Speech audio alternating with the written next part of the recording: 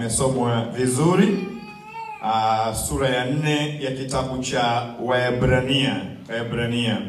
Sasa kama nilivyokuwa nimetangulia kusema siku zilizopita, maudhui ya kitabu hiki, hawa walioandikiwa walikuwa ni Wayahudi waliomwamini Kristo. Unajua Wayahudi walikuwa na tamaduni zao, walikuwa na mila zao, umeona? Sasa wakaja wakamgeukia Kristo. Sasa kuna baadhi ya mila waliziacha. Lakini katika maisha yao ya kumfuata Kristo wakawa wanapitia dhiki kali sana, majaribu kama moto. Wakafika mahali wakawa wanataka kumwacha Kristo, wayarudie mafundisho manyonge ya Kiyahudi.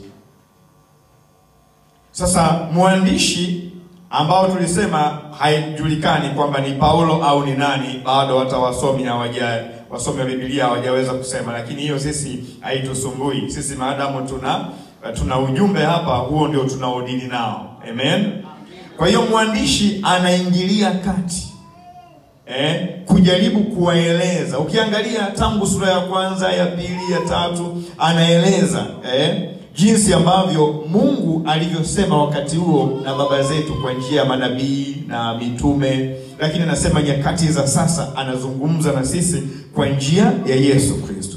Anajaribu kufunua ubora wa Yesu Kristo dhidi ya malaika, kwa sababu walifika mahali wanataka kuabudu malaika sasa. Kwa sababu unajua unapopita kwenye changamoto, ukiambiwa hiki kinakuponya, unajua unakimbilia hiki, unakosa msimamo fulani.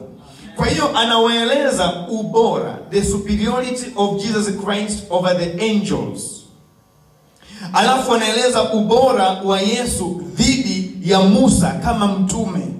Tuliona wiki iliyopita nasema mtafakarini sana mtume na kuhani wa maungamo yenu. Maana yake Yesu ni bora kuliko Musa. Walimwamini sana Musa Wayahudi. Kwa hiyo anafunua ubora wa Yesu kama mtu aliyetumwa na Mungu kuliko Moses. Lakini pia anafunua ubora wa Yesu kama kuhani, akimlinganisha na kuhani mkuu wa wakati ule ambaye alikuwa Haruni, kwamba Yesu ni bora kuliko Haruni. Na nilihubiri wiki zilizopita ile sehemu ya mwisho, na tukikaribia kiti cha rehema nilihubiri sana. Hiyo leo sitagusa kule. Kwa maana kwamba sasa anawavuta wote kwamba jamani, tukishamjua kwamba Yesu ni mtume, Yesu ni kuhani, Yesu ana nguvu, tusimwache, tumwendee yeye. Amina. Bwana asifiwe sana. Sasa tunapodili leo hii na sura ya 4, nataka nikurudishe nyuma mistari michache, alafu nikulete ndio tuendelee. Sura ya 3 tuangalie mstari wa 16 mpaka wa 19. Anasema hivi: maana ni akina nani waliokasirisha waliposikia? Si wale wote waliotoka Misri wakiongozwa na Musa? Tena ni akina nani aliochukizwa nao miaka 40? Si wale waliokosa ambao mizoga yao ilianguka katika jangwa? Tena ni akina nani aliowaapia ya kwamba hawataingia katika raha yake ila wale walioasi? Basi twaona ya kuwa hawakuweza kuingia kwa sababu ya kutokuamini kwao. Anakuja sura ya 4 anasema basi. Lile neno basi manake anakulinki na mambo niliyokusomea kutoka kwenye sura ya 3. Ameshakueleza vile walivyoasi, walivyokatalia, ambavyo hawakuingia kule, alafu anakuja anasema basi, ikiwa ikaliko ahadi ya kuingia katika raha yake, na tuogope mmoja wetu asije akaonekana ameikosa. Sasa ahadi hiyo ya kuingia katika raha au pumziko, wale waliikosa kwa sababu ya kutokuamini kwao. Hawakuingia kwenye pumziko, waliikosa. Ni ahadi kutoka kwa Mungu, lakini kwa sababu hawakuamini, hawakuingia, wakaikosa. Lakini anatuambia hapa kwamba basi ikiwa ikaliko ahadi ya kuingia katika raha yake, na tuogope. Maana yake na tuwe makini, ili mmoja wetu asiweze akafanya nini? Akaikosa hiyo ahadi. Kwa hiyo anaanza kwa kutupa sisi warning, anatupa onyo. Anatupa onyo kwamba kama wenzetu hawakuingia kwa sababu ya kutokuamini kwao kwenye raha ambayo Mungu aliwakusudia, basi kadhalika sisi kwa raha ambayo imesalia, anasema tuogope mmoja wetu asije akafanya nini? Akaikosa hiyo ahadi. Sasa ahadi hiyo ya kuingia katika raha ya pumziko ambalo Bwana ndio ametuahidi, anasema bado iko. Bado iko. Lakini kwa nini analeta onyo kwetu sisi? Kwa nini anatupa onyo? Maana yake na sisi tunaweza tukaikosa kama wale walivyoikosa kama hatutakuwa makini. Wale walipewa ahadi na sisi ahadi bado ikaliko. Maana yake tunayo bado ahadi ya pumziko. Wale waliikosa na sisi tunaweza tukaikosa. Wale hawakuamini ndio maana wakakosa kuingia kwenye raha, na sisi hali kadhalika tusipoamini tunaweza tukaangukia kwenye mtego ule ule. Kwa hiyo mwandishi anatupa onyo. Ukiangalia mstari wa 2 anasema, maana ni kweli sisi nafsi tumehubiriwa habari njema vile vile kama hao, lakini neno lile lililosikiwa halikuwafaa hao, kwa sababu halikuchanganyika na imani ndani yao waliosikia. Kwa hiyo anasema kama ni kuhubiriwa, kama ni mahubiri, sisi nasi tunahubiriwa kama walivyohubiriwa wao. Hatuna tofauti. Na wao walihubiriwa hivi hivi kama sisi. Tunakuja Bible study Jumatano, Jumapili tunakuja, mahubiri yalikuwa hivi hivi. Lakini anasema wao neno walilohubiriwa halikuwafaa. Maana yake halikuwa na maana kwao, halikuwa na faida kwao, halikuwa na tija kwao. Kwa nini? Kwa sababu lile neno halikuchanganyika na imani. Bwana asifiwe sana. Maana yake ni hii. Biblia inasema kwamba imani huja kwa kusikia. Na kusikia nini? Neno la Kristo. Imani chanzo chake ni kusikia. Imani. Hebu nikusomee pale. Ni nini ile? Warumi ngapi? Watu wa Mungu, ni Warumi ngapi?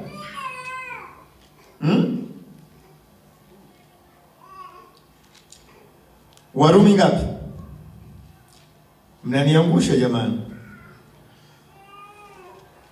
Imani huja kwa kusikia. Na kusikia nini? Neno la Kristo. Hujasikia neno la Kristo, huwezi kupata imani ya kimungu.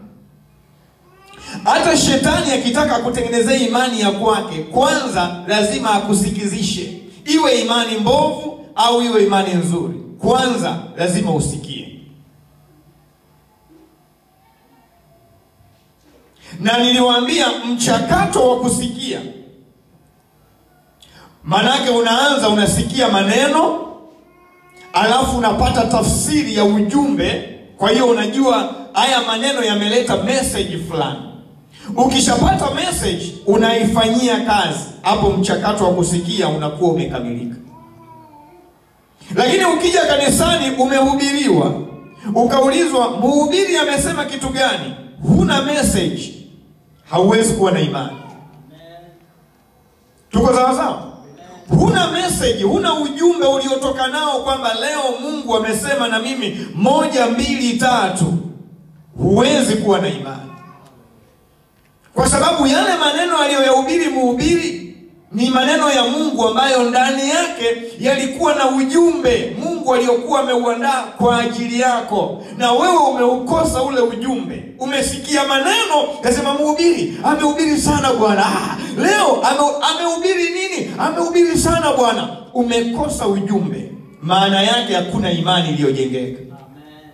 Kwa hiyo kama umekosa ujumbe huwezi kwenda kutendea kazi. Utatendea kazi kitu gani?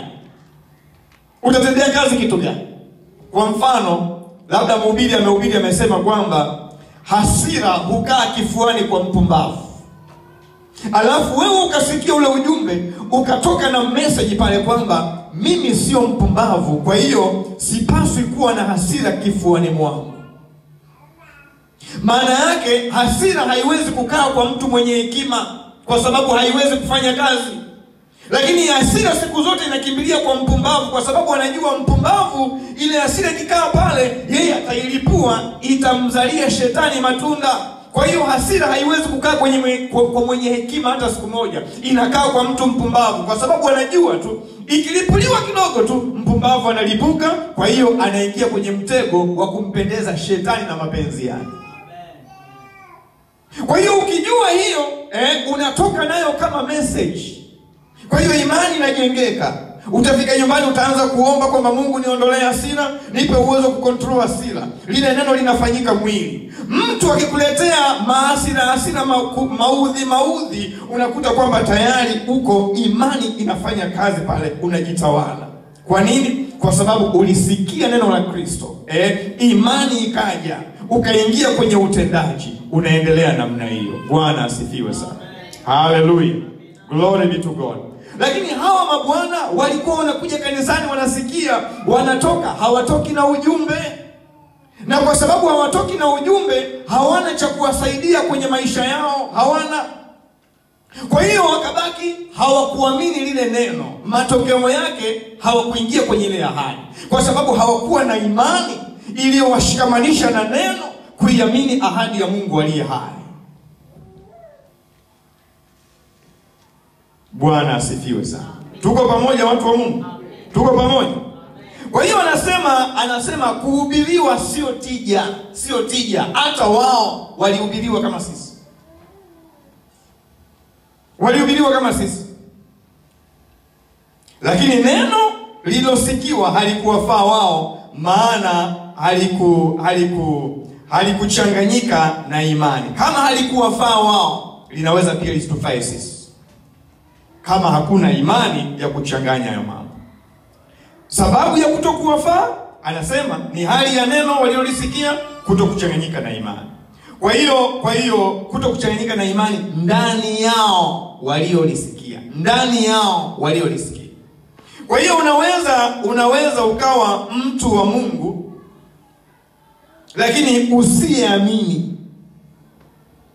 mwenye uchungu ndani yako, umejaa manunguniko ndani yako, na hiyo inakuondolea sifa ya kufurahia urithi wa Mungu. Ndivyo walivyokuwa mabwana.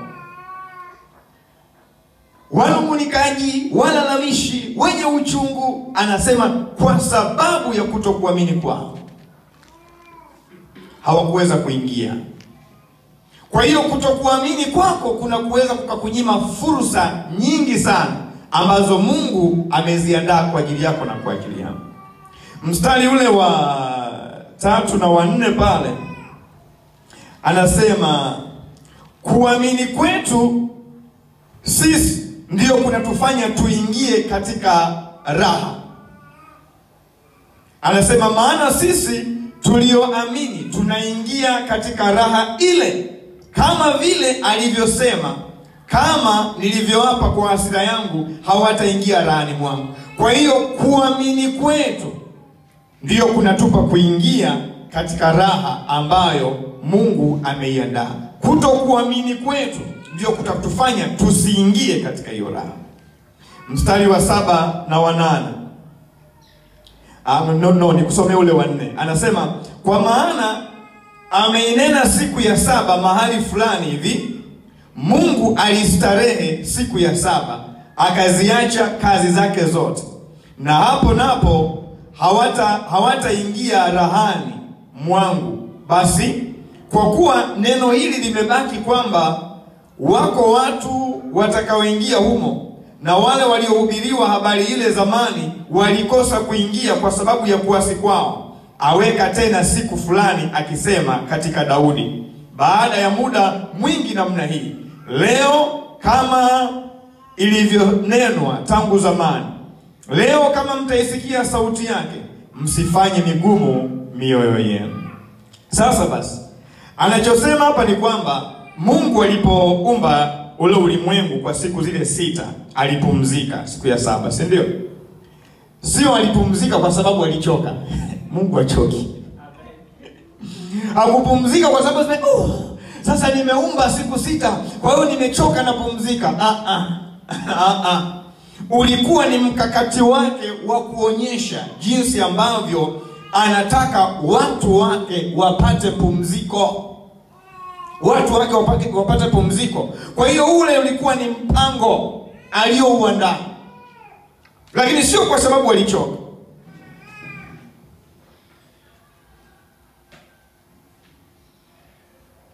Na ukiangalia hawa watu walioingia kule Kanaani, ambako ndiko kwenye raha iliyoahidiwa, waliingia kule kizazi cha pili. Kile kizazi cha kwanza chote Mungu alikifuta, hakikuingia kule. Kwa hiyo kilichoingia ni kizazi cha pili. Lakini anasema hata kile kizazi cha pili hakikupata ile raha ambayo ilikusudiwa, japo waliingia Kanaani. Tuko sawa sawa? Maana anasema Joshua hakuwapa ile raha iliyokusudiwa. Kama angelikuwa amewapa ile, asingesema kwamba kuna raha nyingine. Kwa nini anasema kuna raha nyingine ikaliko? Kwa sababu Joshua hakuwapa ile raha iliyokusudiwa, japokuwa waliingia Kanaani. Ndio maana anasema kama wangekuwa wamepewa raha ambayo imewatosheleza, Daudi asingekuja kusema tena baadaye. Kuja kusema baadaye kwamba watu wataingia rahani mwake. Kwa sababu ukiangalia Zaburi ya 95, baada ya mambo haya, miaka imepita mingi, Daudi anakuja tena anasema, leo kama mtaisikia sauti, msifanye migumu mioyo yenu, ili muweze kuingia katika raha. Sasa Daudi anaizungumzia raha ipi kama wale walishaingia kwenye hiyo raha wakatosheka? Sijui kama unaona hiyo concept. Kwa hiyo pamoja na kwamba waliingia Kanaani, hawakuipata ile raha. Ni kama vile wanaofuatilia haya masomo mnaweza kujua, tulikuwa tumejifunza hapa kwamba Mungu alimwahidia Ibrahim na uzao wake nchi ya Kanaani. Lakini walipofika Kanaani, hawakuishi kama watu wamiliki wa ile nchi. Waliishi kama wageni. Hawakujenga nyumba za kudumu, walijenga matenti wakihama-hama. Unajiuliza kwa nini? Kwa nini? Manake mji ndio waliahidiwa wao, nchi ya ahadi. Wamefika kwenye hiyo nchi, lakini hawakuishi kama warithi wa ile nchi. Biblia inasema alikuwa Ibrahim anautazamia mji ambao mwenye kuubuni na kuujenga ni nani? Ni Mungu, wala sio mji wa duniani. Kwa hiyo ndio maana na wao wanatusubiri sisi ili tuungane pamoja nao kwenda kufanya nini? Kurithi hayo mambo ambayo Mungu ametuahidia. Kwa hiyo pamoja na kwamba Ibrahim aliahidiwa Kanaani, alikuwa Kanaani, lakini hakuishi kama mmiliki wa Kanaani. Alikuwa anatazamia vitu vingine tena. Kwa hiyo hawa japo waliahidiwa rest, waliahidiwa pumziko Kanaani, walipofika hawakupata lile pumziko lenyewe. Kwa sababu gani? Ikaliko ahadi ya pumziko lingine linalokuja. Pumziko ambalo hilo ndilo lenyewe. Kwa sababu dhambi, ndugu zangu, ni mzigo. Dhambi ni mateso. Ndio maana Yesu anasema njoni kwangu, kwenye Mathayo sura ya 11 mstari wa 28. Kuendelea kule. Njoni kwangu ninyi nyote msumbukao na wenye kulemewa na mizigo, nami nitawapumzisha. Pumziko. Kwa hiyo pumziko linalonenwa ni la kuwa ndani ya Yesu Kristo. Kwamba nafsi yako itapata raha, nafsi yako itapumzika unapoingia ndani ya Kristo. Na tunapoingia ndani ya Kristo, tunaanza kulionja lile pumziko, tunaanza kulionja ukamilifu wa pumziko. Tutaupata tukifika mbinguni, kwa sababu anasema kule hakutakuwa na kulia, hakutakuwa na magonjwa, hakutakuwa na mateso, hakutakuwa na maudhi, hakutakuwa na chochote, kwa sababu tutapata miili isiyoharibika. Anasema ule wenye kuharibika utavaa kutokuharibika. Kwa hiyo tutapata pumziko. Kwa hiyo tunapomwamini Yesu Kristo ndio tunaanza kutest mambo ya huko. Ndio maana mimi sijui kama wewe ume-experience, lakini mimi na experience. Yaani kabla sijamwamini Kristo na baada ya kumwamini Kristo. Yaani kabla sijamwamini Kristo nilikuwa na maisha ya hofu, mashaka. Sina utulivu, lakini hivi sasa I'm telling you, naweza nikawa napita kwenye changamoto kubwa, lakini nina utulivu ndani, nina amani ndani, nina amani. Kwa sababu ya nini? Pumziko. Yesu anasema njooni kwangu, mtapata raha, mtapata pumziko kwenye nafsi. Mwangalie mtu ambaye hajaokoka, hana Kristo. Yesu kwake sio Bwana wala sio Mwokozi. Anaishi maisha machafu.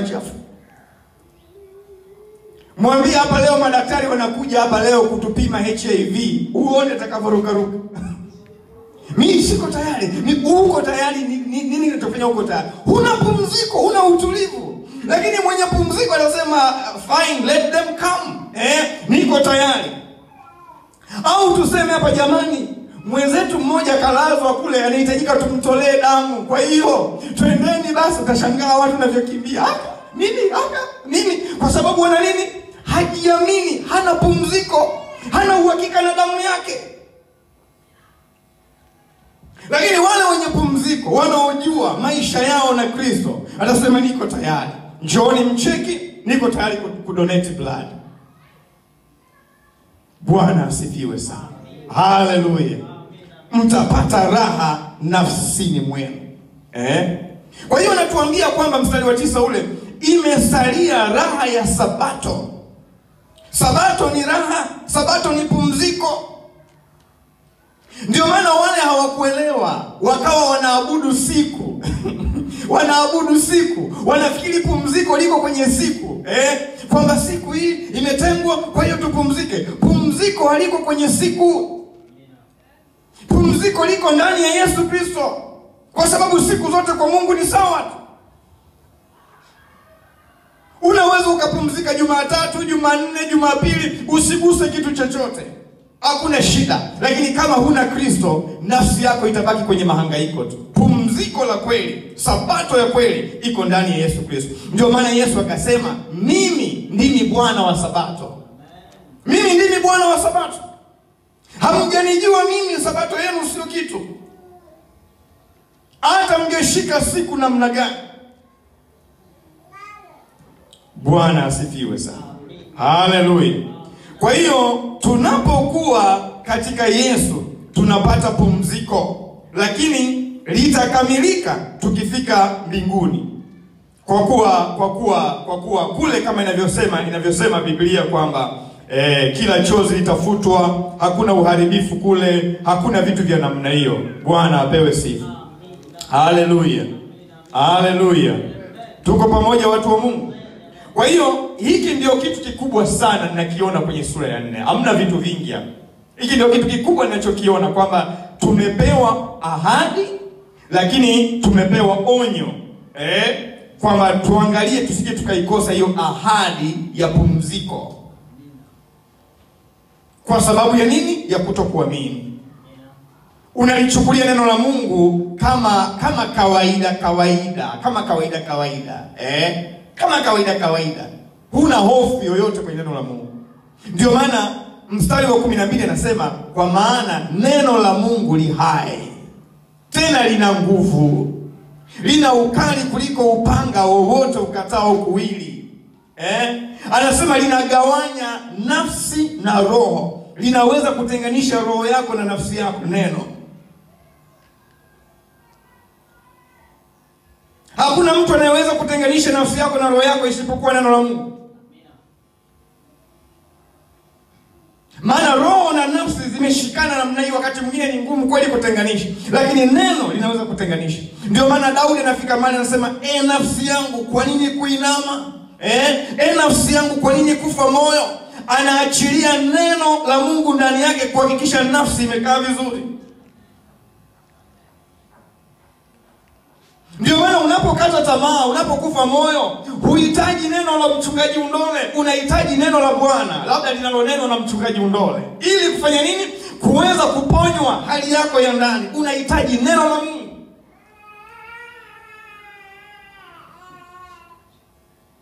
Anasema hili neno linafahamu mambo yetu yote, linachunguza mawazo na makusudi ya moyo. Mawazo na makusudi ya moyo.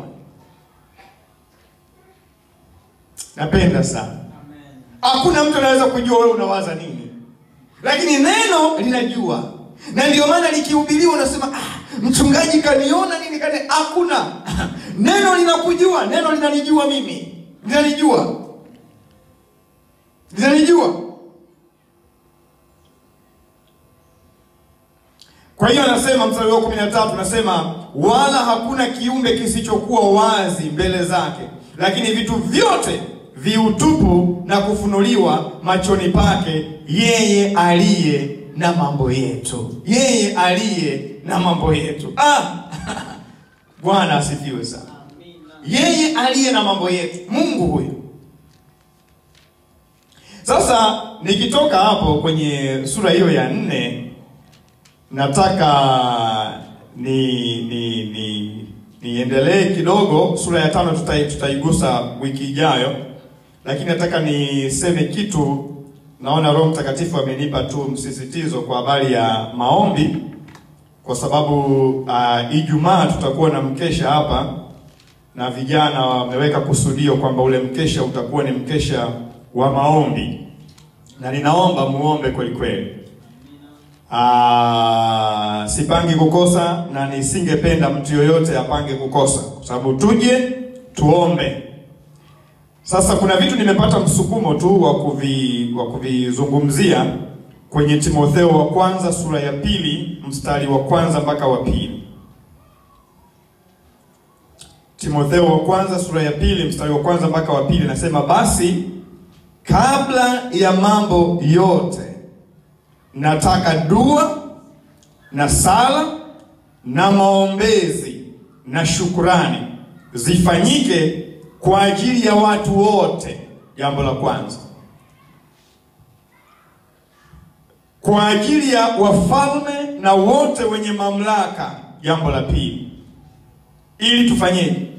Kusudi tuishi maisha ya utulivu na amani katika utauwa na ustahivu.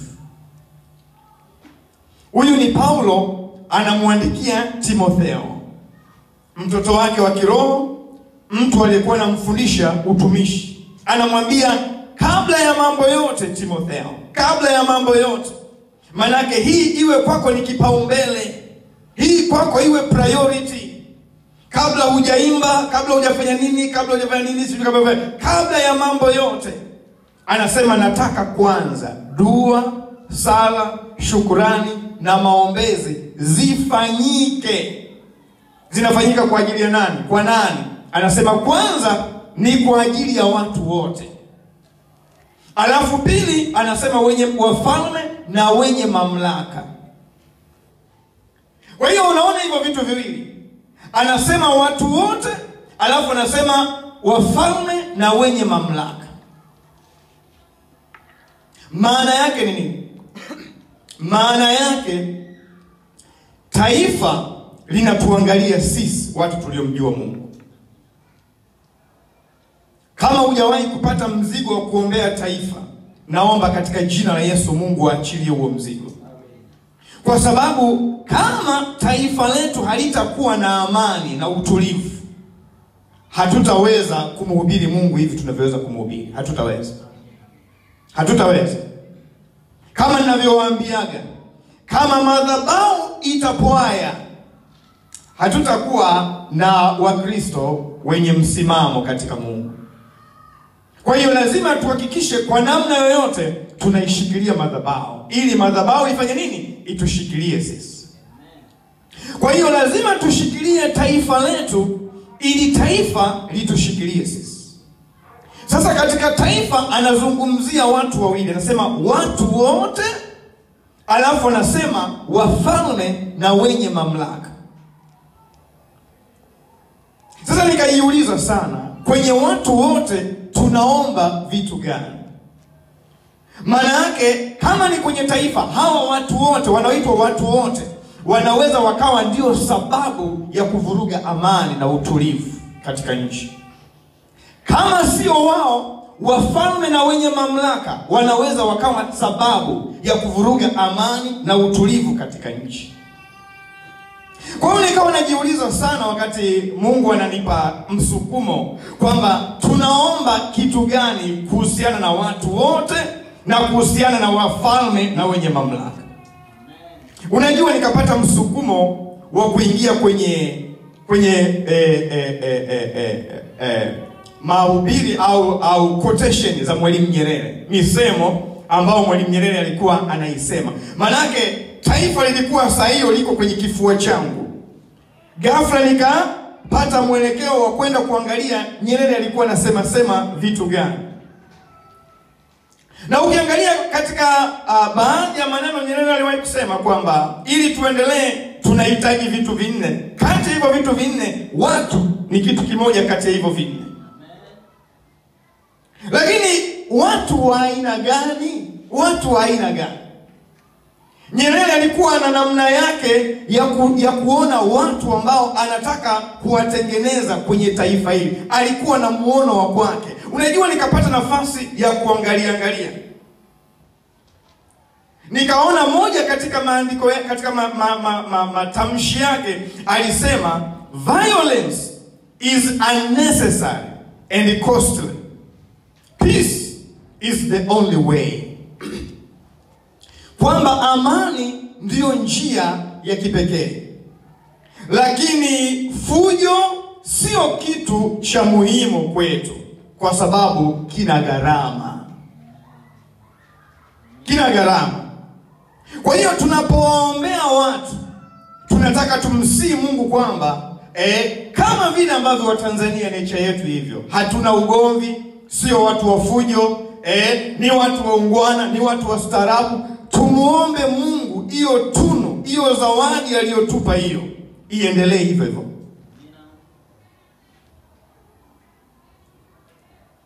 Sasa kutokuwa mgomvi, kuwa mwenye busara, kuwa mpole haimaanishi kwamba wewe ni mjinga.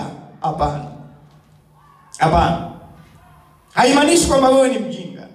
Hiyo ni tunu, hiyo ni zawadi Mungu ametupa sisi kama Watanzania. Ndio maana Watanzania au Tanzania hatufanani na taifa lingine lolote. Tuko sisi hivi tulivyo. Watu wanatutamani sana jinsi tulivyo, lakini hawawezi kuwa kama sisi. Yuko mtu aliyetutengeneza hivi. Bwana asifiwe sana. Hiyo ni namba moja. Lakini pili, tunapoombea watu tunaomba kitu gani? Nikatazama maneno ya Mwalimu Nyerere yaliyonipa msukumo. Nikapata prayer point kwamba tuombe watu wetu wawe watii, lakini utii usio na uoga. Sawa? Tuwe watii, lakini watii wenye utii usio na uoga, kwa sababu Nyerere alisema namna hii. Utii ukizidi unakuwa uoga.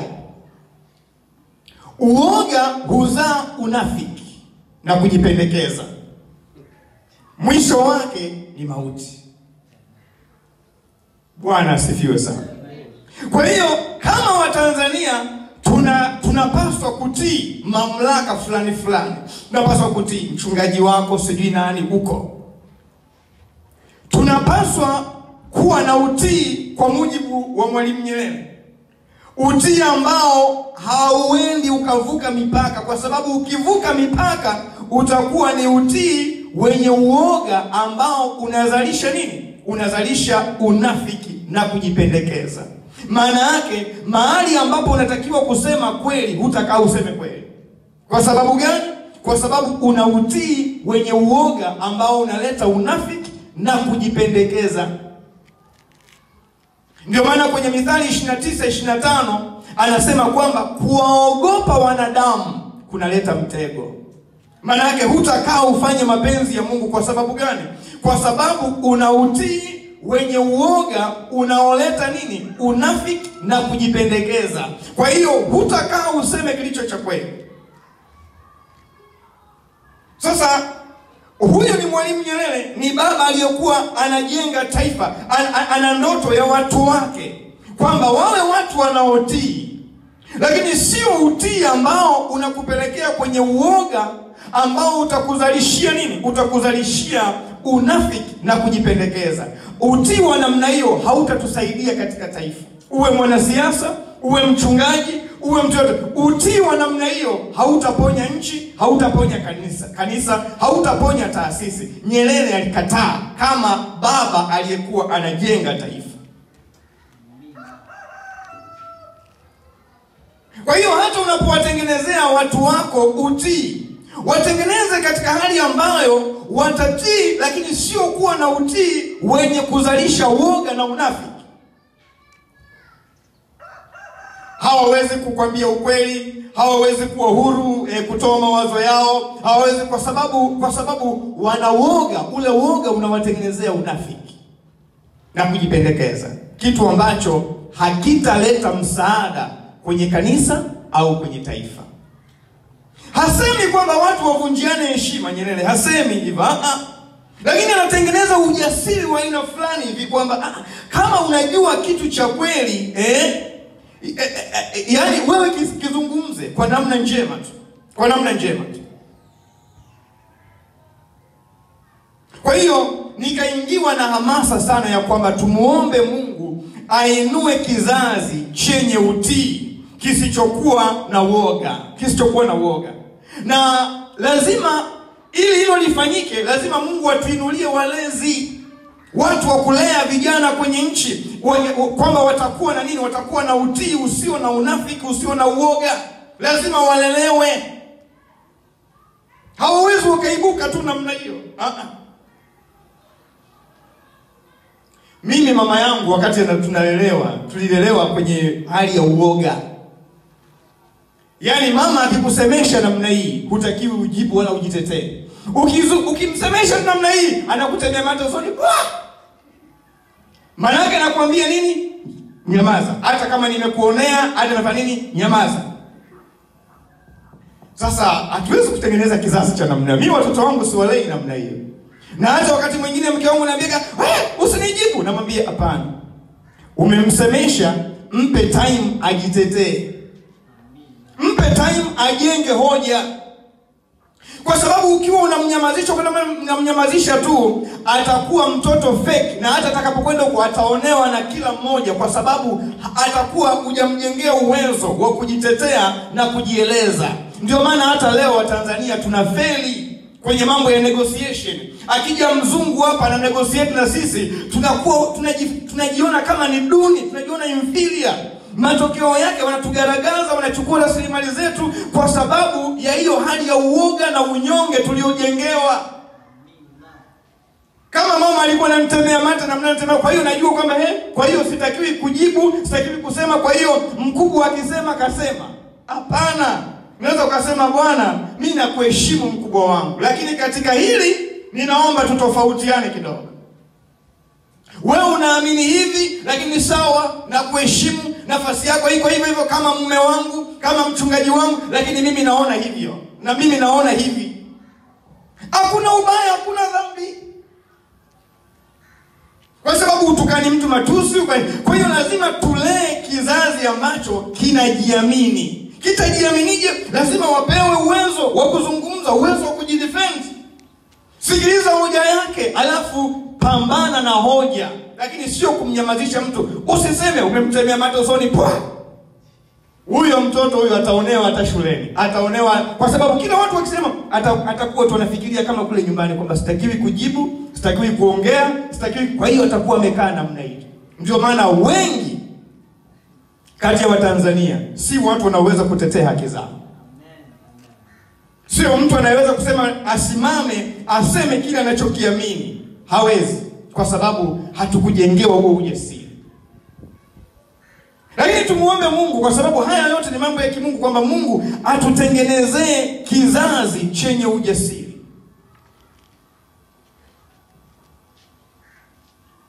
Vinginevyo tunatengeneza watoto ambao mtu atamkanyaga namna hii, badala ya kusema unaniumiza, anaacha, ndo anakanyaga namna hii mpaka kidole kinakatika namna hii, anaacha. Hawezi kusema.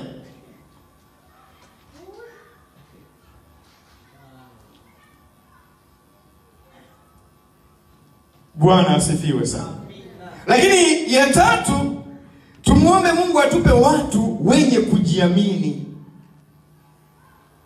Nyerere alisema, sikiza maneno muhimu sana, kama tutakuwa na kizazi ambacho cha watu ambao hawajiamini, kwa sababu unajua kujiamini ni sifa ya kimungu, woga ni sifa ya kishetani.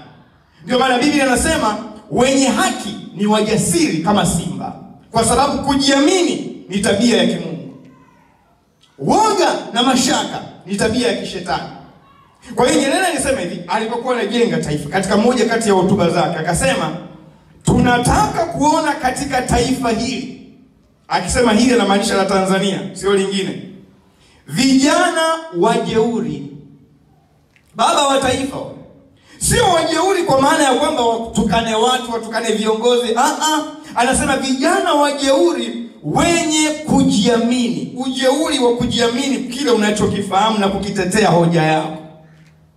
Anasema si vijana waoga, akina ndio bwana mkubwa. Ukimwambia kile ndio bwana mkubwa, anasema vijana wenye ujasiri wa kuhoji na kupiga vita mifumo ya jamii isiyoshabihiana na matakwa na matarajio ya jamii ya Kitanzania. Tunataka vijana waasi, sio serikali yao. Anasema waasi dhidi ya mifumo kandamizi, ubwana na ufisadi katika taifa. Maneno haya aliyesema mwaka 1963. Anasema Watanzania wana matakwa yao na wana matarajio yao katika jamii yao ya Kitanzania. Wana matakwa yao na matarajio yao. Mfumo wowote utakaokuja nje na matarajio yao, vijana lazima wawe na ujasiri wa kukataa huo mfumo, kwa sababu ni mfumo kandamizi. Mfumo wa ubwana, kwamba kuna kundi fulani ndio wanajiona wao ndio elite. Mfumo wa ufisadi. Mfumo wa ufisadi. Nyerere anajenga kizazi, alikuwa anajenga kizazi cha wenye kujiamini, watakaosema hapana, huu mfumo ni kandamizi kwetu, hatuhitaji. Sio matakwa yetu kama Watanzania, hayashabihiani na matarajio yetu kama Watanzania. Sasa unajiuliza swali, utajuaje kama mfumo huu ni kandamizi? Sikia maoni ya Watanzania wanavyolalamika. Yaani ukisikia Watanzania wanavyolalamika kuhusu jambo, ujue hicho walichowekewa ni mfumo kandamizi, hakishabihiani na matakwa yao, hakishabihiani na matarajio yao kama Watanzania. Uwe ni mfumo wa kikodi, uwe sijui ni mfumo gani, kama unalalamikiwa maana yake ni kandamizi. Kwa hiyo Nyerere alikuwa kwenye moyo wake, haya maneno yanafunua moyo wake, kwamba wawepo vijana wajasiri. Anasema vijana jeuri wenye kujiamini.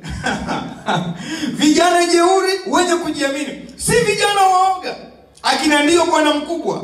Vijana wenye ujasiri wa kuhoji na kupinga mifumo kandamizi.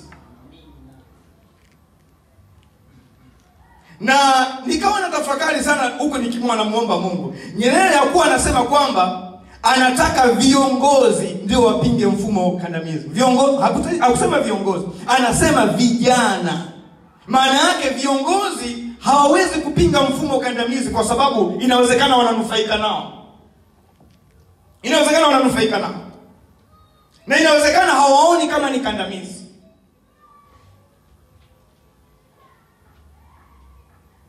Anasema vijana hawa waasi, sio waasi serikali yao, waasi mifumo kandamizi.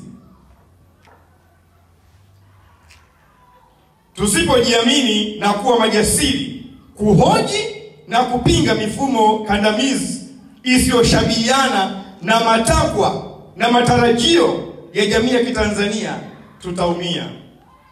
Kwa hiyo sisi kama kanisa lazima tumuombe Mungu ainue kizazi cha watu wenye kujiamini. Kizazi cha watu ambao watasema mfumo unatukandamiza, mfumo unatuonea, mfumo unatunyonya, hatuutaki. Kwa sababu kumbuka Paulo anasema tuombe kwa ajili ya watu wote.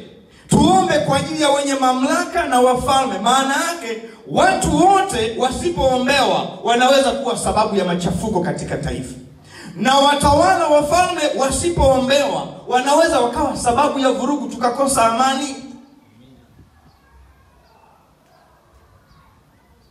Lakini formation ya vijana wa namna hii hawawezi wakatokea isipokuwa Mungu amewaweka au amewaandaa. Walikuwepo wakina Daniel waliotengenezwa na Mungu. Walikataa mifumo kandamizi. Walikataa. Kwamba uwezo ukanitengenezea mfumo kwamba mimi nisiombe, nisimwabudu Mungu aliye hai. Huo ni mfumo kandamizi, haiwezekani. Wakaupinga.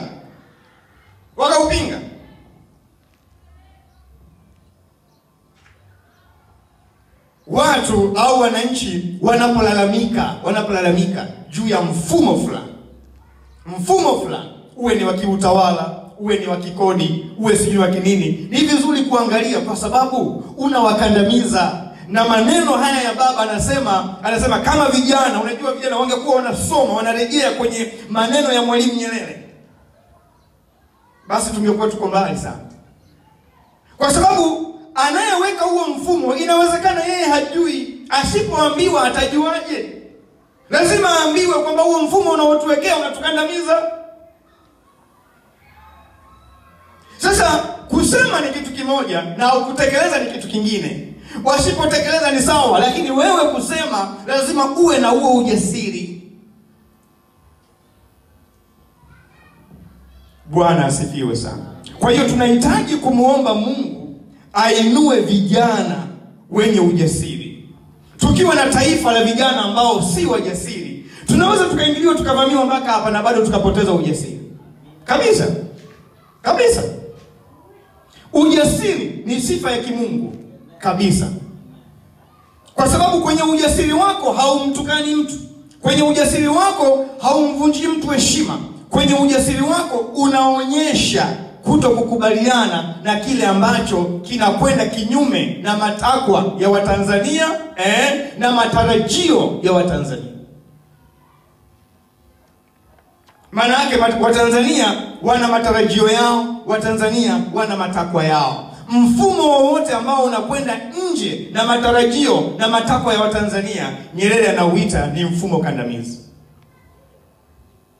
Sasa mimi nakutengenezea prayer item tunapoliombea taifa. Unajua tuna wajibu kuliombea taifa. Mtu anasema tunaombea Tanzania, unaombea Tanzania nini? Panuka macho yako na ufahamu wako. Unapokwenda kwa Mungu unataka kumwomba Mungu nini? Atengeneze vijana wa aina gani? Atutengenezee viongozi wa aina gani? Atengeneze watu wa aina gani?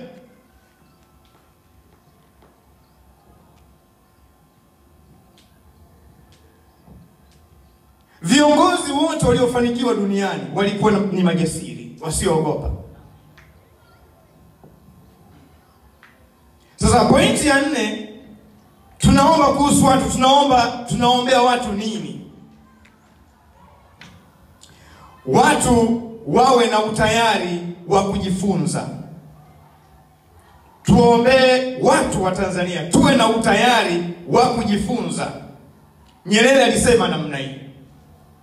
Watu walio hatari ni wale ambao wanafikiri kuwa wanajua kila kitu wala hawana haja ya kujifunza zaidi.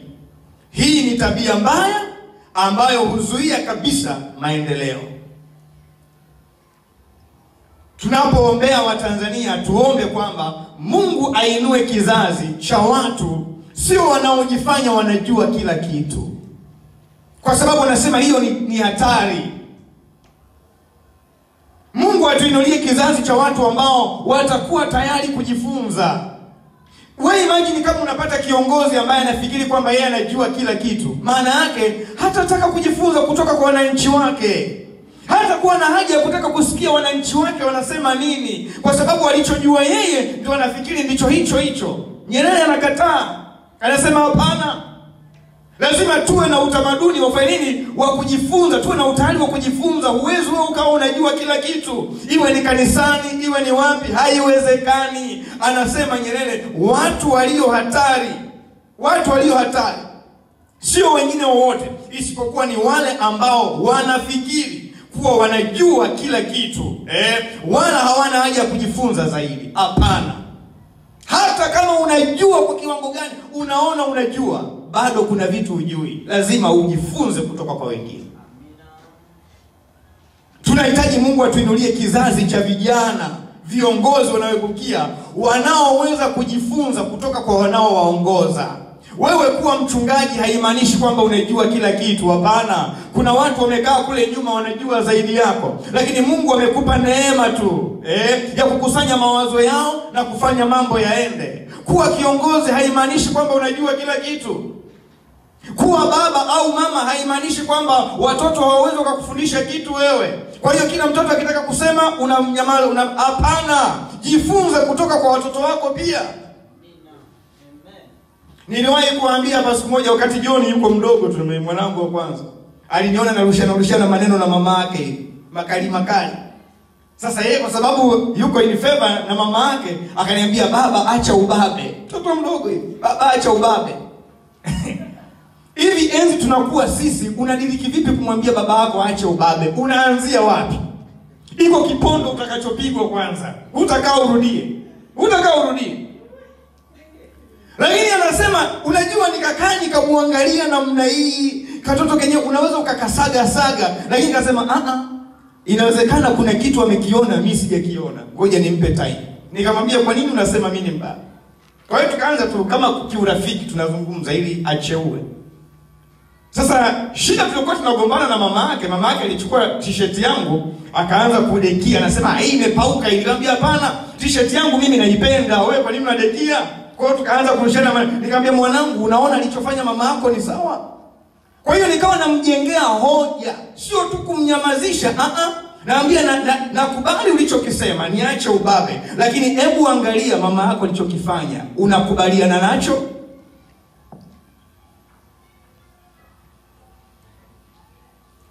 Bwana asifiwe sana. Kwa hiyo watu lazima tumuombe Mungu atuinulie au atuletee kizazi cha watu ambao wawe na utayari wa kujifunza. Huwezi kufiti kwenye society yoyote ile kama wewe hui mtu wa kujifunza kwa wengine. Unataka watu wajifunze kutoka kwako tu, unachosema wewe tunachosema. Huwezi kufiti kwenye society. Jifunze na kwa wengine pia. Bwana asifiwe sana. Lakini pointi ya 5, tunaomba nini kwa habari ya watu? Kwamba watu Mungu atupe kwamba watu tuwe na utamaduni wa kukubali kukosoa na kukosolewa. Katika taifa letu hili, Mungu atuinulie kizazi, atengeneze watu katika nchi yetu ambao watakuwa na utamaduni, wataukubali utamaduni, wataukumbatia utamaduni wa kukosoa na kukosolewa. Ndugu zangu, ni hatari sana kama hatutakuwa na utamaduni wa kukubali kukosoa na kukosolewa. Ni hatari sana. Nyerere alisema namna hii. Leo Mungu alinipa neema sana. Saa 10 ya usiku niliamka, nikaanza kutafuta maneno ya Nyerere. Nyerere anasema hivi, itakuwa ni kosa na haina umuhimu kudhani kuwa ni lazima tusubiri hadi viongozi wafariki kabla hatujaanza kuwakosoa. Nirudie tena. Anasema hivi, itakuwa ni kosa. Labda ningesema itakuwa ni kosa la kiufundi. Lakini anasema itakuwa ni kosa na haina umuhimu kudhani kuwa ni lazima tusubiri hadi viongozi wafariki kabla hatujaanza kuwakosoa. Huo ni utamaduni mbaya sana wa kufikiri kwamba Nyerere alikuwa anajenga taifa. Na ndio maana nataka tumuombe Mungu tunapoiombea taifa letu kwamba Mungu atuinulie kizazi kwenye nchi yetu cha viongozi na watu wa kawaida watakaokubali kukosoa wengine, lakini watakaokubali pia kukosolewa. Kwa sababu tunaweza tukajenga dhana kwamba kiongozi akishakuwa madarakani hakosolewi mpaka aidha ametoka madarakani au mpaka amekufa. Nyerere anasema hiyo itakuwa ni hatari sana. Haitatusaidia kitu. Tumkosoe mchungaji akiwa yuko kwenye madaraka. Akishakufa ukimkosoa itasaidia kitu gani? Maana yake hujasaidia kitu. Tumkosoe kiongozi akiwa yuko madarakani. Akishakufa unamkosoa. Lakini ni kama vile alikuwa anaona utamaduni ambao huenda ungejengeka kwamba kiongozi akishakapa basi fikra zake zidumu milele. Umeona kwamba huwezi ukamkosoa, ukimkosoa unaonekana kama unampinga. Hapana. Ni utofauti wa fikra tu, kwamba tumetofautiana fikra. Maana yake unataka kusema kwamba kama vile mama alivyokuwa anatutemea sisi mate, akikusemesha maana yake nataka kusema hivi, yani wewe mtoto wangu niliyekuzaa ukishakuwa nyumbani kwangu huruhusiwi kufikiri. Kwa hiyo unafuta kabisa akili zako na mvunja kabisa akili zako, hupaswi kufikiri. Ndio maana yake. Lakini kama mtoto Mungu amempa akili, maana yake ana fikra. Kuna namna anavyoona mambo tofauti na wewe. Kuna namna anavyofikiri tofauti na wewe. Kuna namna anavyoanza tofauti na wewe. Ndio maana lazima tupeane nafasi ya kukosoana na kukubali kukosolewa. Tusipoujenga huo utamaduni au tukamuomba Mungu atusaidie kujenga huo utamaduni, tutakuwa na taifa la ajabu sana, au tutakuwa na huduma ya ajabu sana. Kwamba wachungaji tunakuwa miungu watu sasa. Kwamba maaskofu wanakuwa miungu watu. Huwezi hata ukasema hivyo ukamwambia kwamba baba askofu hapa umekosea, atakufukuza. Baba askofu hapa umekosea, atakupiga, atakuondoa. Hapana. Kwa sababu kwani mtu anakutukana? Si anakuambia tu kwamba hebu hiki kitazame kwa jicho la tatu, baba askofu au mchungaji wangu, tazama kwa jicho la tatu, tunaheshimiana sana, lakini kiangalie hiki kwa jicho lingine vizuri. Unampigia nini? Hivi ni sawa kweli jamani mimi nisimame hapa nyinyi wote nyinyi Mungu kawapa akili. Maana yake kuna mambo mnaona tofauti na ninavyoona mimi, si ndivyo? Ni swala tu la kukaa pamoja kusema wewe unaonaje, tuchukue kipi kilicho bora. Ndio maana yake. Lakini kwamba kwa sababu mimi niko hapa nifunge akili zenu wote nyinyi kufikiri, wote msifikiri. Sasa hiyo namna gani? Kwa hiyo mtu akisema tu naambia wewe unampinga mchungaji, njoo hapa. Wewe sijui unampinga nani? Jamani, tunajenga kanisa la namna gani? Tunajenga ufalme wa Mungu wa namna gani? Tunajenga taifa la namna gani? Ukimkosoa kiongozi unaonekana kama umefanya uhaini. Nyerere anakataa. Anasema, maana yake anasema hivi, kiongozi lazima akosolewe akiwa madarakani. Ndio Nyerere anachosema. Jengeni taifa la kukosoa viongozi wakiwa bado madarakani. Maana yake anachosema asinyamazishwe mtu, kila mtu aweke fikra zake ili taifa liweze kupona, ili kanisa liweze kupona. Maana yake alishajua kwamba fikra za mtu mmoja haziwezi kuwa sahihi na zikaongoza nchi au zikaongoza kanisa. Hapana. Lazima kuwe na fikra mbadala, kuwe na fikra tofauti. Bwana asifiwe sana. Kwa hiyo haya mambo hayatokei tu.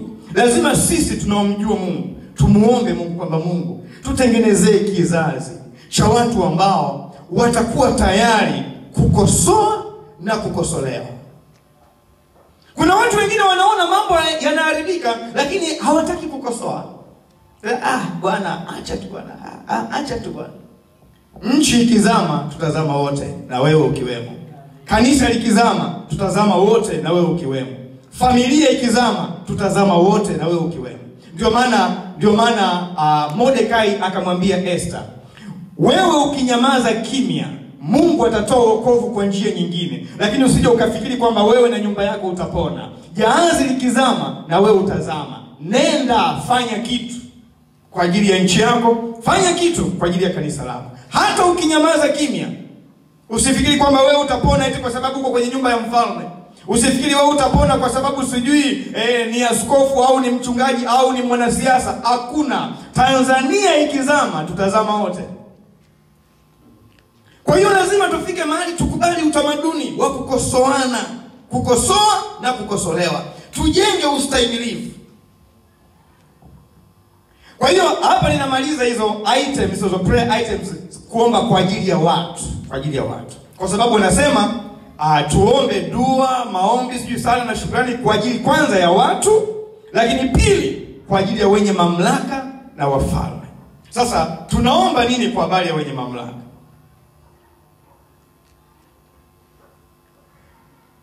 Kule mbele nasema kwamba ili tuishi maisha ya utulivu, amani na katika utakatifu na ustahivu. Maana yake wenye mamlaka wasipoombewa wanaweza kuwa sababu ya kukosekana kwa utulivu katika taifa, kukosekana amani, kukosekana kuvumiliana. Wenye mamlaka katika kanisa wasipoombewa wanaweza wakawa ni sababu ya vurugu kwenye kanisa.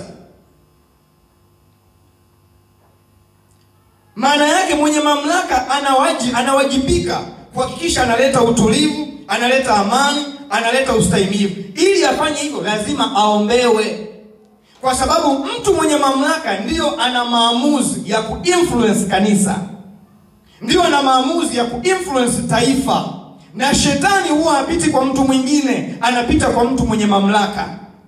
Kwa sababu anajua huyo ndio mwenye uwezo, kama ni kuvuruga taifa, kama ni kuvuruga kanisa, kama ni kuvuruga taasisi. Mtu asiye na mamlaka, mchango wake ni mdogo, lakini mwenye mamlaka, neno lake moja tu linatosha kuvuruga kanisa au kuvuruga nchi. Neno lake moja tu, asipokuwa mwangalifu. Ndio maana mwenye mamlaka, uwe mchungaji kama mimi au mamlaka nyingine yoyote, namna unavyoongea, yale unayo lazima uwe makini nayo sana. Kwa sababu neno lako moja tu linatosha kuvuruga the whole of this country or the whole of this church. Ndio maana mtumishi wa Mungu anasema tuwaombee wenye mamlaka na wafalme. Na shetani anajua akitaka kuvuruga nchi anacheza na maamuzi ya wenye mamlaka. Akitaka kuvuruga kanisa anacheza na maamuzi ya wenye mamlaka kwenye kanisa. Kwa hiyo tuwaombee hawa wenye mamlaka wawe na moyo wa kukosoleka. Wawe na moyo wa kukubali mashauri, kukubali kukosoleka. Wawe wastahimilivu kwamba Mungu tupe wote wenye mamlaka ya kikanisa, ya kinchi, ya kitaasisi. Basi unapowainua watu wa kuwakosoa, waone hizo mantiki. Unajua kibinadamu kukosolewa kunauma jamani. Kukosolewa kuna manini? Kunauma. Yaani wewe mtu tu aje akukosoe tu namna hii, na wewe una mamlaka. Sinaambia kuanzia leo wewe sio mshirika wangu. Inauma. Kwa sababu kimsingi hayupo mwanadamu anahitaji kukosolewa. Ndio maana nasema tuombe mambo haya kwa sababu yanahitaji maombi. Hata mimi kwenye maombi yangu nimwambie Mungu, naomba unipe moyo ninapokosolewa niweze kuelewa mantiki. Nipe moyo himilivu wa kustahimili kukosolewa, kwa sababu kibinadamu siwezi. Mtaona mtu kama amenivunjia heshima, mtaona mtu kama amenidharau, lakini sio kweli, sio kweli.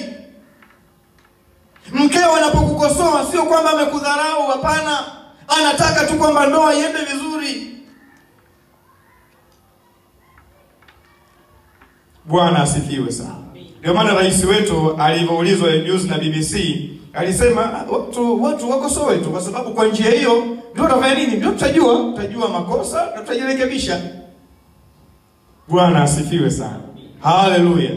Tumuombe Mungu ainue kizazi cha watu viongozi wanaopenda au wanaokubali kukosolewa, kwa sababu mtu anayekosolewa ni mtu asiyepuuza maoni, au mtu anayekubali kukosolewa ni mtu asiyepuuza maoni ya wengine, ni mtu asiyepuuza vilio na hisia za wengine. Lakini mtu asiyekubali kukosolewa maana yake hajali hisia za wengine, hajali vilio vya wengine, hajali fikra za wengine, hajali mtazamo wa wengine. Ndio maana hataki kukosolewa. Kile alichoamini yeye ndicho hicho. Hapana. Nyerere amesema itakuwa ni kosa na haina umuhimu kudhani kuwa ni lazima tusubiri hadi viongozi wafariki kabla hatujaanza kuwakosoa. Very powerful statement. Maana yake nasema wakosoeni viongozi wenu wakiwa bado madarakani, wakiwa bado hai.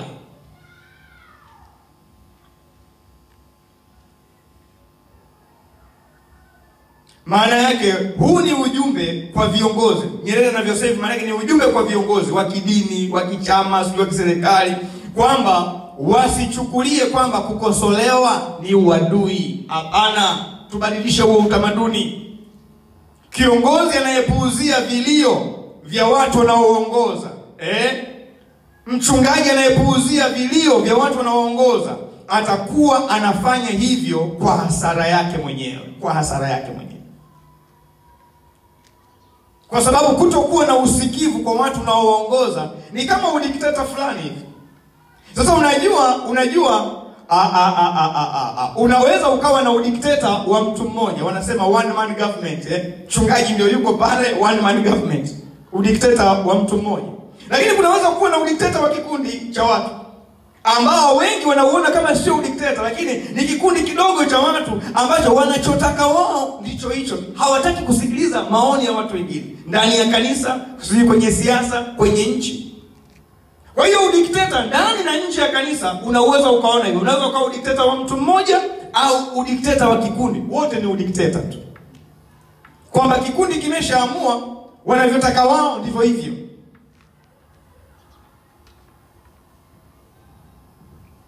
Bwana asifiwe sana. Tunaomba nini kwa habari ya wenye mamlaka na viongozi? Tumuombe Mungu kwamba wenye mamlaka hawa ya kidini, ya kichama, ya kiserikali, wayaone mateso ya watu wanaoongoza. Wasikie vilio vya watu wanaoongoza. Wayajue maumivu ya watu. Na mwisho wa siku wachukue hatua ya kuwaondolea watu hizo adha na taabu. Biblia inasema namna hii kwenye Kutoka sura ya 3 mstari wa 7 mpaka wa 8. Mungu anamwambia Musa, Musa mwanangu, inuka sasa, nenda. Wapi? Kule Misri. Kwa sababu gani? Anasema nimeyaona mateso ya watu wangu. Nimesema tumuombe Mungu atupe viongozi watakaoyaona mateso ya watu wanaoongoza. Ukiwa ni mchungaji na uyaoni mateso ya watu unaoongoza, kwamba wanateswa na mapepo, wanateswa na maradhi, hutachukua hatua za kutafuta uso wa Mungu. Kama ni kwenye siasa, hutayaona mateso ya watu wako, huwezi kuchukua hatua. Kwa hiyo nasema lazima tuwe na viongozi. Tumuombe Mungu atunulie viongozi, kwanza watakaoyaona mateso, pili watakaosikia vilio, watu wanalia, lakini kiongozi hasikii. Haoni kwanza yale mateso, lakini hasikii vilio vya watu. Lakini tatu, hajui maumivu yao, hajui. Lakini 4, ameshindwa kuchukua hatua ya kuondolea watu maumivu. Huyo ni kiongozi ambaye anakaribia kushindwa. Na huyo ndio alikuwa Farao. Wana wa Israeli wanalia. Farao hakuyaona yale mateso ya wana wa Israeli. Hakuyaona. Anachukulia poa. Bwana, tunaumia huku, tunaumia. Anachukulia poa. hakuyaona yale mateso, lakini hakusikia kilio cha watu waliokuwa chini yake, hakusikia. Alafu hakuyajua maumivu wanayopitia. Wewe leo hii mama mjane ana watoto sijui kaachiwa na mume wake watoto sijui 6. Anapika sijui mama ntilie. Ana 5,000 kake pale sijui nani kamtumia, alikula ubwabwa mchana kamtumia 5,000 kale kamekatwa. Kamebaki shilingi ngapi? Anunue luku kamekatwa. Madogo yake ndio lobaki, hawezi hata kununua umeme. Yale maumivu yake yale maumivu yake kiongozi hayajui, kwa sababu yeye umeme unakwenda tu through, wala hata hajui nani analipa. Hajui hata nani analipa. Kwa hiyo hayajui yale maumivu, na asipoyajua hawezi kuchukua hatua. Hawezi. Utachukuaje hatua wakati hujui maumivu? Na hata kama utakuwa una mchakato wa kuchukua hatua, utafanya slow sana, utafanya kwa sababu wewe hujakaa gizani. Wewe hujashinda na njaa wewe. Kwa hiyo hujui maumivu ya hawa watu. Kwa hiyo tumuombe Mungu atuinulie viongozi wa kidini na wa kisiasa kwenye taifa hili ambao watakuwa na sifa zifuatazo. 1, watayajua mateso ya watu wao. 2, watasikia kilio cha watu wao. 3, watayajua maumivu wanayopitia watu wao. Kwamba kuna wakina mama wajane, kuna watoto yatima, kuna sijinani ambao hali yao ya maisha ni ngumu. Kiongozi usipoyajua utafanya maamuzi tu kandamizi bila kuwajali. Lakini Mungu anasema, Musa, mimi nimeyaona mateso, nimesikia kilio chao, maumivu yao nimeyajua, nami nimechukua hatua ya kushuka na kuwaondolea mateso yao. Huyo ndio kiongozi. Bwana asifiwe sana. Tunahitaji viongozi wa namna hiyo, wa kidini, wa kichama na wa kiserikali. Glory be to God. Bwana asifiwe sana. Hallelujah. Hallelujah. Manake vinginevyo kiongozi anaweza akawa na majibu ya kijeuri tu wale anaoongoza. Kijeuri. Ndio Farao alivyokuwa hivyo. Alivyokuwa hivyo. Lakini sasa unaniuliza, mchungaji, kiongozi anapokuwa sasa jeuri namna hiyo, kwanza hayaoni mateso ya watu wake, alafu hasikii hata vile vilio vyao, wanaona kama kelele tu, alafu hajui zile adha wanazopitia. Hajawahi kulala na njaa, hajui kukaa giza kukoje. Watu karibu wanataka kurudi kwenye kutumia vibatari sasa, manake hawezi. Alikuwa anataka umeme wake wa shilingi 1,000 naweka pale, hawezi tena. Wanataka kurudi kwenye vibatari, hawajui hayo mambo. Hawajui.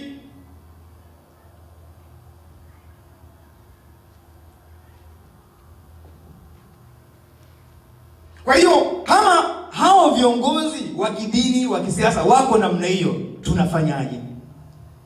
Sisi viongozi wa dini hatufundishi watu kuingia msituni. Kwa sababu tunaamini kila mamlaka imetoka kwa Mungu na Mungu ndio ameiweka. Hilo tunaliamini. Lakini mashitaka yetu tunayapeleka kwa nani? Kwa Mungu aliye hai. Kwamba tuna kiongozi asiyetusikiliza. Tuna mfalme ambaye hajui mateso yetu. Tuna mfalme ambaye hasikii kilio chetu wala hajui mateso yetu. Wala hana mpango wa kuchukua nini? Kuchukua maamuzi ya kutuondolea haya. Mashitaka yetu ni kwako. Ndicho tufanya wana wa Israeli. Au kugombana na nani? Au kugombana na Farao. Usigombane na mchungaji wako. Ni mamlaka iliyowekwa na Mungu. Usigombane na askofu wako. Usigombane na mkuu wako yoyote wa kisiasa wa nani. Peleka mashtaka yako kwa Mungu aliye hai. Biblia inasema wana wa Israeli walilia mbele za Mungu. Maana yake walipeleka mashtaka yao. Yaani walilia mpaka Mungu anasema nimesikia kilio chenu. Nimesikia. Sasa ukiona kwamba Mungu hajatenda, ujue bado hatujalia mpaka akasikia. Hatujalia bado. Ndio maana Paulo anamwambia Timotheo, mfanye dua na maombi kwa ajili ya hao wenye mamlaka hawa. Maana yake wakati mwingine sio wao. Shetani anawaziba masikio yao. Shetani anawafanya wasione, anawatia kiburi cha namna fulani hivi, alafu wanakuwa wamejisahau. Kwa hiyo muwaombee, sio wao, muwaombee ili waweze kufunguka namna hiyo. Na zaidi ya yote, kama haya ni mashtaka, yapelekeni kwa Mungu aliye hai. Unajua wana wa Israeli walipeleka mashtaka. Unajua mpaka Mungu akasema, nimesikia, nimeyaona, nimejua, mimi ninashuka kuwasaidia. Manake niko tayari kama kiongozi kuwaondolea adha zenu. Kiongozi asiyejua kuondoa adha na watu wanaowaongoza hafai. Awe ni wa kidini, awe ni wa kisiasa, hafai. Kwa sababu umewekwa kuwapunguzia watu au kuwaondolea watu mzigo, mateso.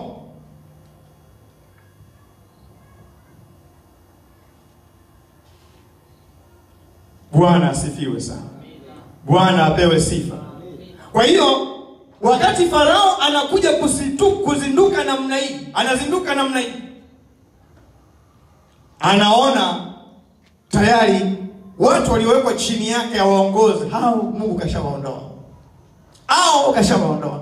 Anachukua majeshi na silaha, anakuta hazifanyi kazi tena. Vifaru vyake vile vyote, magurudumu yamekuwa mazito, bunduki zinapigwa, hazifanyi kazi tena.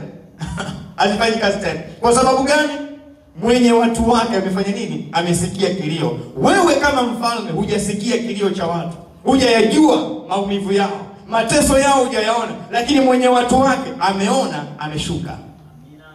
Kwa hiyo ndugu zangu, wajibu tulionao kwenye taifa letu, kwenye kanisa, ni kupeleka hoja zetu, au kwa lugha ya kimahakama, mashtaka yetu mbele za Mungu aliye hai.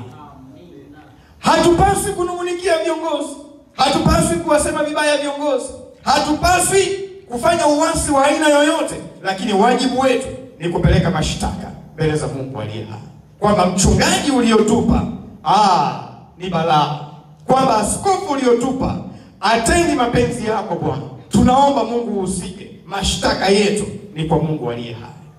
Bwana asifiwe. Haleluya. Lakini jambo la mwisho, tumuombe Mungu kwa habari ya utungaji na utekelezwaji wa sheria katika taifa letu. Tunapoombea nchi yetu, hatuombei hewani tu.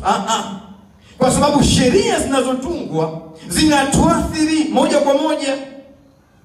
Kwa hiyo tusipoomba, tutatungiwa sheria kandamizi ambazo zitatuondolea furaha katika nchi hii, zitatuondolea furaha kwenye makanisa yetu.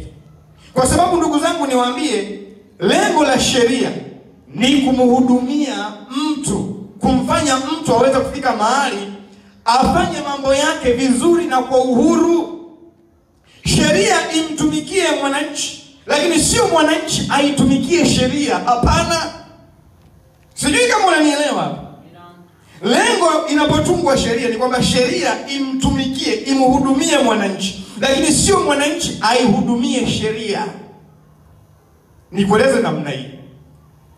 Kulikuwa na sheria kwamba siku ya Sabato watu wasifanye nini? Wasifanye kazi, wapumzike. Sheria imewekwa kumhudumia mwananchi, kumhudumia muumini. Lakini watu wakageuza, wale wakubwa wa makuhani wakageuza kwamba muumini sasa ndio analibeba lisheria, analitumikia lisheria.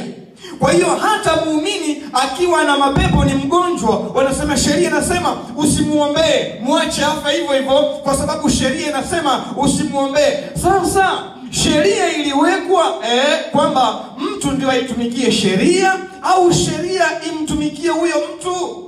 Kama sheria inaruhusu huyo mtu afya, ina uhalali gani hiyo sheria? Ina uhalali gani?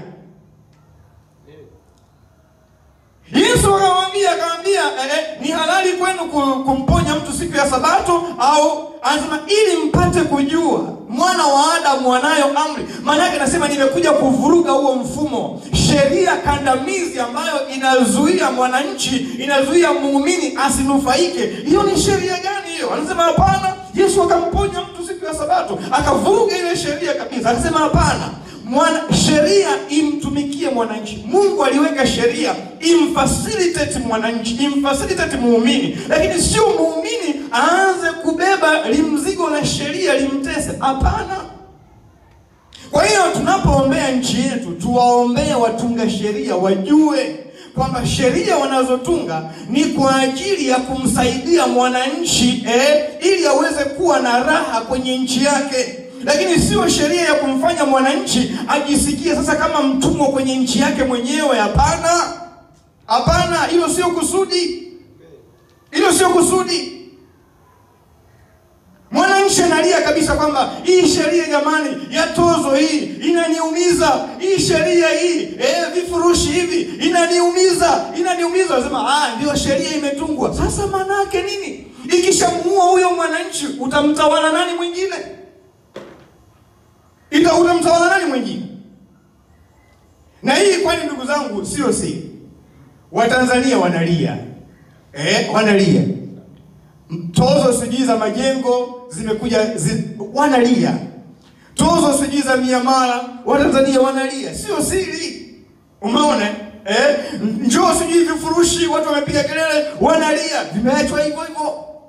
Njoo sasa hivi bidhaa zinapanda kwa kasi sana. Mafuta ya kula ndio hayo kila siku tunaambiwa tu, lakini yanapanda sana. Sukari ndio hiyo inakwenda kila siku, bidhaa zinafanya nini? Zinakwenda namna hiyo juu. Ukiona sheria. Sasa sheria ina maana gani kama mwananchi hana raha kwenye nchi yake mwenyewe? Hapana. Ndio maana Mheshimiwa Rais akasema kwamba kodi za dhuluma sizitaki. Na nikamsikia mama mwingine analia huko kwenye daladala, anasema sasa hizi si kodi za dhuluma hizi. Kauli ya Mheshimiwa Rais ni kwa hizi si kodi za dhuluma hizi. Nimeweka umeme 2000 yangu wamechukua yote, sijapata umeme. Kama si dhuluma ni nini? Kwa nini hiyo sheria isifanyiwe maandalizi kabla ya utekelezaji kama unampenda mwananchi wako? Kwa nini uanze kumfanya mpaka aanze kulia ndio uanze? Hapana. Lengo la sheria ni kumfacilitate mwananchi ajione huru kwenye nchi yake. Lakini sheria inayomfanya mwananchi ajione kama anataka kukimbia nchi sijui aende Burundi au Rwanda, hapana, hiyo sheria hapana. Hata Mungu hakufanya namna hiyo. Kwa hiyo wajibu wetu ni kuomba watunga sheria wajue hata wakikasirika hakuna shida. Kukasirika ni kibinadamu tu, lakini wajue kwamba utungaji wa sheria uzingatie kwamba kumpa mwananchi unafuu na raha kwenye nchi yake, lakini si kumfanya leo hii. Unajua kama wewe una mume, una mke, una kazi nzuri, huwezi kuelewa mambo haya. Lakini muangalie mama mjane aliyoachiwa watoto 6. Muangalie mtoto yatima ambaye yeye ameachiwa wadogo zake 3, hana mtu mwingine. Huyo mtu namna hiyo ukimfikiria huyo huwezi ukaruhusu mambo ya namna hiyo. Lakini kwa sababu tunafikiriana tu sisi tu kwa sababu ya mishahara yetu na nini, lakini kuna watu ambao wanateseka. Ni jukumu letu kukaa kwenye maombi na kumsihi Bwana kwamba hawa watunga sheria ni wanadamu. Wewe Mungu ndio umewaumba. Na wakati mwingine unajua kuna sheria nyingi tu kwenye nchi zimetungwa lakini hazitekelezwi. Kwa nini? Kwa sababu zikitekelezwa zitaumiza watu.